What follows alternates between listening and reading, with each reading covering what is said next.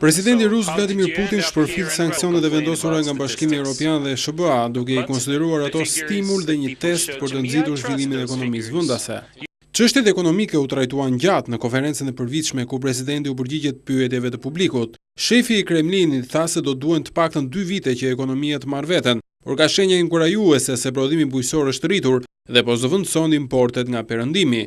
Megjithatë, një fermere kundërshtoi presidentin, të cilit i kërkoi të shite nga afër vështirësitë me të cilat përballen, por edhe rritjen e subvencioneve nga qeveria.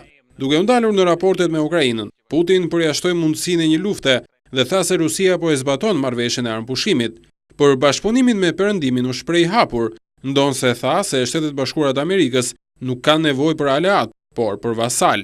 Putin foli edhe për betejën me Shtetin Islamik dhe theksoi se shërbimet ruse kanë informacion se xhihadistëve në linjën e mesme u janë bashkuar edhe shtetas rus. Ndonse nuk sheh ndonjë kërcënim direkt për Rusinë, presidenti deklaroi se Moska është e shqetësuar për situatën dhe fuqizimin e ISIS.